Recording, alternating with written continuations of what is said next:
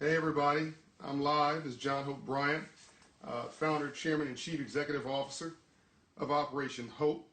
I'm in my home library, my home office library, and where I broadcast as consistently as I can from here. It's my home base station. This in the corporate office. Well, I have all of my offices that I happen to pop into for Operation Hope. I'm also CEO of Bryant Group Ventures.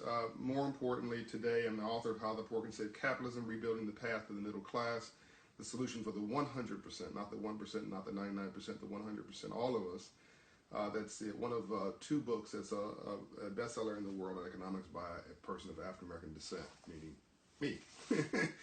Add your comments below. I see you signing in. Add your comments below. I will respond. Mark Love is the first, at least I've seen signing in. I see others streaming in. I'll respond to each one in kind. We'll talk about a real meaty topic today. I'm going to talk about a couple of things today. We're broadcasting live from Ebenezer Church, the old historic Ebenezer Church here in Atlanta, Civil Rights to Civil Rights, launching the Hope Global Forums channel, which is going to be partnered with a number of prestigious entities. I want to give too many details, but we're interviewing Ambassador Andrew Young, civil rights icon, Ambassador Andrew Young today, who is my mentor, my personal hero, the senior lieutenant in the civil rights movement with Dr. Martin Luther King Jr. And so many other accomplishments. Reverend C.T. Vivian, also a civil rights hero, both of them Presidential Medal of Freedom awardees. I try to get my girl Bernice A. King, Dr. Bernice King, but she's on travel today. At Ebenezer Church, in honor of, and I want to say thanks to Reverend Warnock of Ebenezer Church for being such a friend and a collaborator in this movement of civil rights, connecting to civil rights. So, sign in at 1 p.m. Eastern Standard Time on Hope Global Forums, not here, not on this channel. Go to Hope Global Forums, like that channel on Facebook, and watch it there. Right before the channel launches, I'll sort of ping you on that. I want to say thank you also to the friends from Macon, Georgia, where we opened a Hope Inside last week. Yeah, think about that. Last week, my days run together. They took me by the Harriet Tubman Museum. So I want to thank the Harriet Tubman Museum for their gifts that they gave me. As you guys can see, I love t-shirts and cups and mugs. If you haven't gone to the Harriet Tubman Museum in Macon, Georgia, you should. There's also an Otis Redding Museum there, and Otis Redding Foundation. That's where he's from. And thank you for the gifts from there as well. Okay, let's jump into this. This is a pretty important topic. So the first, I want to thank Natalie Cofield, who's an entrepreneur and a friend of mine, who pinged me on an article about how America's really missing out on economic growth because there's not enough minority entrepreneurs in the marketplace. And the article showed in Fast Company that 72.3% of all job growth during the economic crisis recovery from like 2008 to 2012, I think it was the years, or 2014, were non-white entrepreneurs. So non-white entrepreneurs and small business owners in non-publicly traded companies, so privately held companies, non-white entrepreneurs, so minority business owners and entrepreneurs basically created 72% of all jobs in America during that time. So that flies in the face of all this crap from Donald Trump and other people who think that minorities are a problem. Obviously, we are a net asset. In fact, a good portion of the Fortune 500 founders are minorities.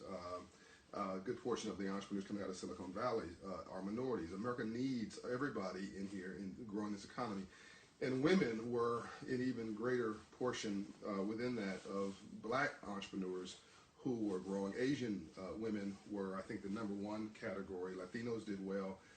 Asians were the number one category overall for minorities. So the big positive news is that minority entrepreneurs created the vast majority of jobs in privately held companies during the economic recovery. So we helped America to recover. And so now let's turn to the topic of this session. I want you to send this to all your friends.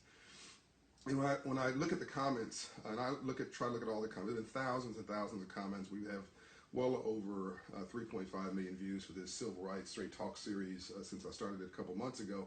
There's one category, brother, that really gets upset with me for saying what I say, and I've been trying to get to the bottom of why that is. And I think I figured it out. They have righteous indignation They're righteously upset that the system in the world seems to have stepped away from them. Frankly, no different than the Donald Trump is playing on the insecurities and the fears of male, white, high school educated men from rural America for whom the economy stepped away from them 40 years ago with the Industrial Revolution.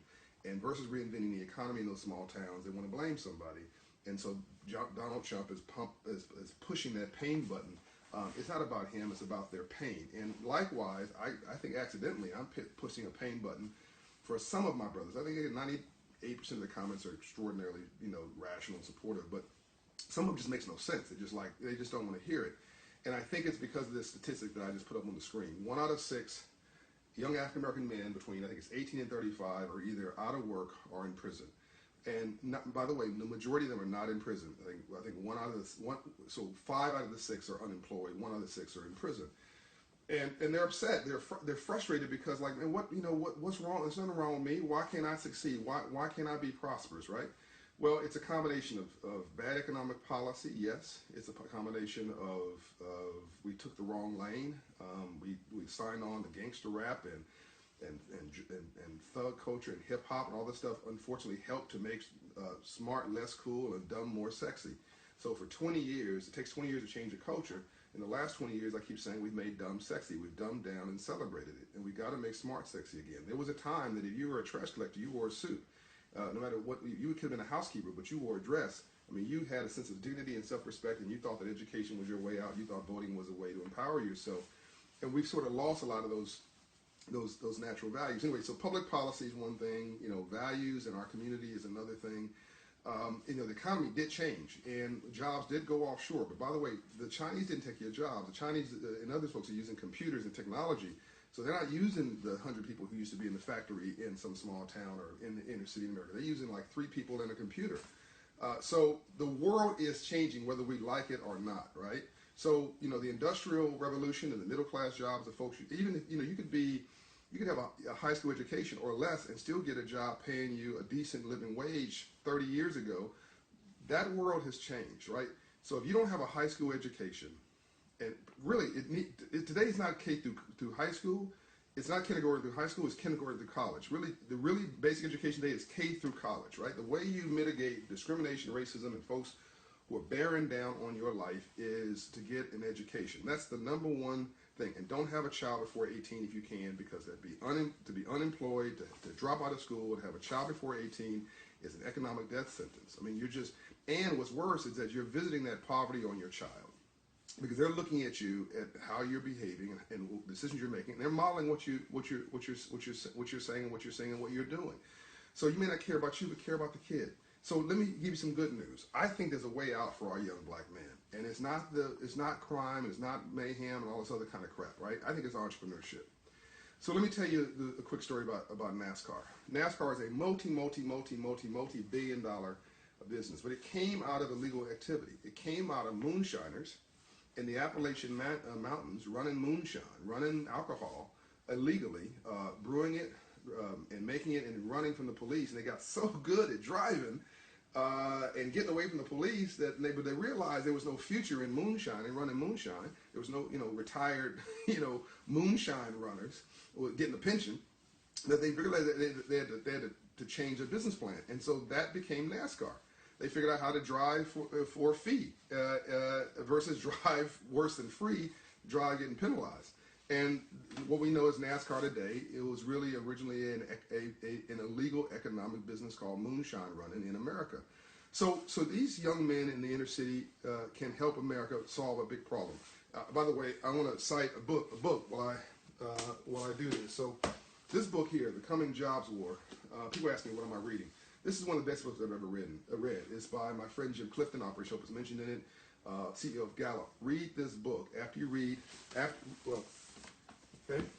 Read this book first, How the Poor Can Save Capitalism. I wrote this book, okay? And then read this book and understand how this economy works. So America needs 1 million startups a year, basically, startup businesses. For the last 5 years, for the first time in 40 years, we have more small business deaths in America than small business births. I'm going to repeat that. Every big business was first a small one. I'm going to do a whole piece on where jobs come from, just a separate video. But every big business was once a small one. Goldman Sachs was a guy named Goldman and a guy named Sachs. Walmart was Sam Walton with a pickup truck and a storefront. Ebony Magazine was, you know, a young black entrepreneur who borrowed $500 from his mother. Every big business was once a small one. Black Enterprise was Mr. Graves with an idea, and I believe $500. So, Black Enterprise Magazine. So I want you to understand that the big businesses in this country came from little small businesses and entrepreneurs and ideas, right? So I talked about the lady yesterday who made a mop, made a magic mop. I think it's called a magic mop, right? Joy is her name. She's worth $50 million today. A mop, right? Just a bit. Ladies, you know, you're in the house. I can do this. This has got to be a better way of doing this, right? She just created a mop, got a patent, fought her way through it. It took, yes, 10 years for her to do it, but she's worth, you know, $50 million a day, and she's creating jobs and opportunity. So I want you to think about becoming an entrepreneur. There's a million jobs, a million startups we need every year. America is lagging behind because we have 400,000 startups and 450,000 startup deaths. I'm going to repeat that. There are more small business deaths in America than small business births. For the first time in modern history, America's whole magic has been small business owners and entrepreneurs who grew businesses, created jobs, created middle class, blah, blah, blah. But for the first time ever, we've got more small businesses dying than small businesses giving birth. Imagine your block and you have 10 people on your block. 8 people are elderly, 80 people, 80 years old, and 2 people are like, you know, 18 years old, just entering the job force. Can 2 people at 18 years of age sustain 8 people who are elderly and not working anymore? The answer is no. It's simple math, right? You need 8 people, or at least 6 people who are 18 years old, going into the workforce, educated, focused, who are getting a job and contributing to compensate for the 4 people in that same block who cannot work anymore or don't want to work, they want to retire, to be subsidized. That's the economics of our neighborhood. So we got too many young black men who, for a range of reasons, skills, they dropped out of school, then got a criminal record, whatever, the job, you know, environment changed, they didn't keep up with it. You know, racism is real, discrimination is real, all that stuff is real. Whatever the mitigating factor was, they got left behind. And so now they're finding alternative ways to make money, which makes the matter worse, right? Because now the man has got you. Whoever the man is, you think the man is, the system has got you, because now they're even building private prisons to send you off there when you screw up, right? 22 governors, as recently as 5 years ago, 22 governors will tell you by reading and by 3rd grade reading and math scores how many prisons to build. I'm going to repeat that. As recently as 5 years ago, 22 governors in the U.S. could tell you by 3rd grade reading and math scores how many prisons to build, because they could tell who's going to drop out and then who's going to drop into prison. So I want you to feel this. I want the black entrepreneur men out here, right? Because black women are going to college, HBCU colleges. Black women is mostly black women going to HBCU colleges. Black men are not going at the record levels that we used to go. We have got to get our black men back in the game, and we can do it, right? So I want you to send this to every young black man you know. I'm not jamming you up. I'm not criticizing you. I'm telling you to take your life back. I'm telling you to become a contributor. I'm telling you to become a role model for your daughter or your son or your cousin or your brother. I'm telling you that you can make a difference, and you can do it by becoming an entrepreneur. Help to make America great again. Civil rights to civil rights. A new movement is not in the streets, it's in the suites. It's about creating jobs and economic opportunity. My friend Van Jones would say the best way to stop a bullet is a J-O-B, a job. If you can't get a job, create a job. 1 million startups a year is what we need. We have 600,000 that are not being manufactured, small businesses. You may not be able to get a job at IBM because of your criminal record or because your skills don't match, but you can create a job. You can become your own IBM. Okay, don't do high tech. Do low tech. Let's start something simple. You can become a barber and open a barbershop, maybe a mobile barbershop, an idea. You can become a notary. You can become a plumber. You can start a plumbing business. Don't just be a plumber. Start a plumbing business. The dude that comes and does my plumbing at the house, young African American, has his son with him, training him to start a business. But he's financing his whole family, their lifestyle, vacations, everything, running a plumbing business. So he's running around in what you might call a raggedy truck, but he's got more money and more wealth than the dude in the Mercedes next to him who's screaming Mercedes payments. Because he's the guy in the Mercedes working for somebody, is overtaxed, overstressed, financially stressed out, trying to play like somebody he's not. and he's got too much month and end his money. And unlike the entrepreneur, cannot change his income level because his salary is his salary. There's nothing wrong with a job. I love jobs, by the way. But the entrepreneur can create more or less income depending on how much hustle they have. My guy Cal Ross does a mobile detailing service. He does all my cars. Now he does my neighbor's cars because my neighbor saw him do my cars. And he does the cars around the street, around the corner. I tease him he don't have any time for me anymore. I wish I could remember his business so I could give him some love. But it's Cal Ross. Anyway, it's a car detailing business here in Atlanta. And, he takes care of his whole family because with this car detailing business, mobile car detailing business. You can sell Avon. Yeah, I said Avon. Okay, you can sell multi-level marketing. You can sell multi-level marketing products. There's a whole stream of them. You can start a Primerica life insurance franchise and get certified as a life insurance agent for $100. Did you just hear that?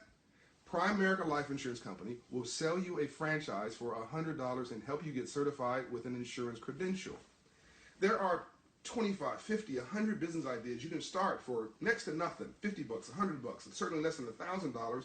Apply yourself, apply some hustle, and don't get a job, create a job, and then create a job for others.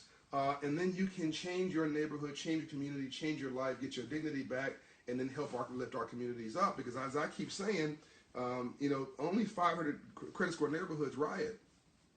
700 credit score neighborhoods don't riot. Middle-class neighborhoods have never rioted in America's history. Not a black middle-class neighborhood, not a white middle-class neighborhood, Latino, Asian, Indian, other. These 500 credit score neighborhoods, and credit scores are driven by not paying your bills and not being financially studious, which is driven by poverty and lack of education and lack of knowledge and not getting the memo from 1865, the Freedmen's Bank. I keep talking about that. So all this stuff is connected, and so when they got you in a 500 credit score neighborhood, you got poverty on top of poverty. If you hang around 9 broke people, you'll be the 10th.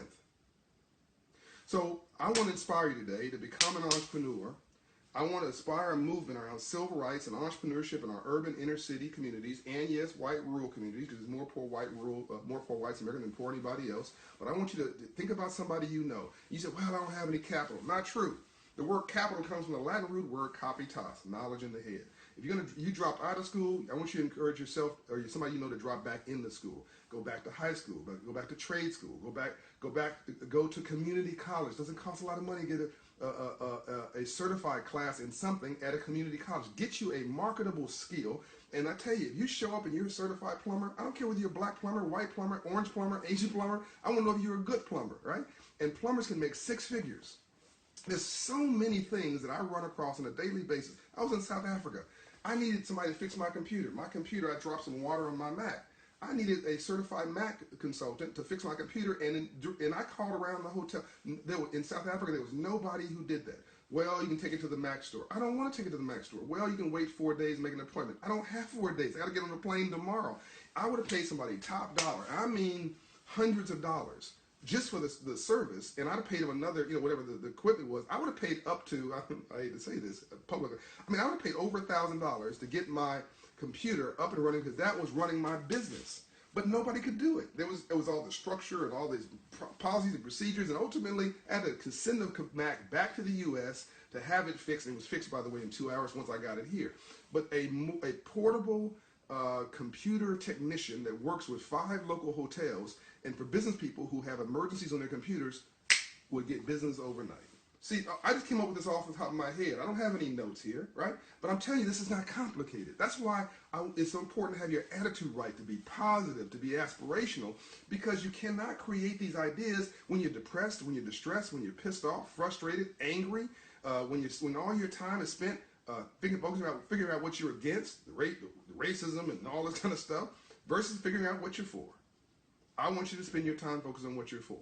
I'm going to give you a quick factoid stat, a factoid piece of information. Then I'm going to pivot to a couple books that I want you to consider about reading, and I want to go to some notes and sign off.